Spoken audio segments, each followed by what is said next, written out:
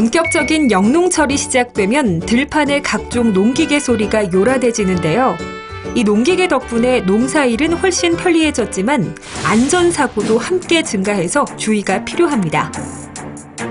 최근 3년간 농기계 교통사고를 살펴봤더니 1,200여 건이 넘었고요. 사망자도 198명이나 됐습니다. 교통사고 100건당 사망자 수를 나타내는 치사율을 보면 전체 교통사고 사망자가 2명 정도라면 농기계로 인한 교통사고 사망자는 15명 정도로 무려 8배나 높았습니다. 또 농기계 사고의 대부분은 경운기로 인해 일어났고 60대 이상 고령자가 많이 다치는 것으로 나타났습니다. 농기계는 일반 차량과 달리 좁거나 비탈지고 울퉁불퉁한 농로를 다닐 일이 많아서 넘어지거나 추락하기가 쉬운데요. 사용자 대부분이 고령자로 신속한 대처가 어렵고 승용차보다 탑승자를 보호할 수 있는 안전장치가 부족해서 작은 운전 실수가 큰 사고로 이어질 수 있습니다. 또 농사일 중간에 새참과 함께 술을 마시고 음주 상태로 운전하는 경우도 많은데요. 이때 농기계 조작 실수로 사고를 낼 가능성이 높습니다. 농촌에서는 고령자가 전동 휠체어나 농업용 사륜 오토바이, 또 자전거 오토바이 등 이륜차도 자주 볼 수 있습니다. 사용이 편하고 이동이 쉽다는 이유로 많이들 사용하시는데요. 사고가 자주 발생하고 있어 주의가 필요합니다. 요즘 농촌 어르신들 오토바이나 자전거를 타시는 분들이 많은데요. 안전장구를 착용하지 않는 분들도 많습니다. 반드시 안전장구를 착용하시고 교통법규를 잘 지켜주셔야 여러분들의 안전이 잘 지켜집니다. 그리고 경운기, 트랙터 등 농기계는 기계적인 특성 때문에 커브길에서 코너링이 힘듭니다. 그만큼 사고 위험이 높기 때문에 반드시 속도를 줄여주셔야 됩니다.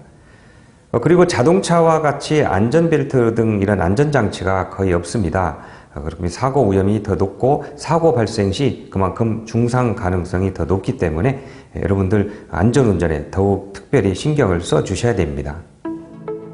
그렇다면 농기계 교통사고 어떻게 하면 예방할 수 있을까요? 첫째, 교통안전수칙을 준수해야 합니다. 도로를 달릴 때는 차로의 가장 오른쪽을 이용하고 좁은 농로나 내리막과 커브길에서는 속도를 줄이고 천천히 운전하는 습관을 들여야 합니다. 둘째, 단정한 옷차림이 좋습니다. 헐렁한 소매나 바짓단은 기계에 낄 수 있으므로 간편한 복장을 착용합니다. 셋째, 기계에 이상이 생겼을 때는 반드시 시동을 끄고 점검하는 습관을 갖습니다. 넷째, 음주운전은 절대 금물입니다. 술을 마시고 음주운전을 하는 순간 농기계도 도로 위에 흉기가 될 수 있습니다.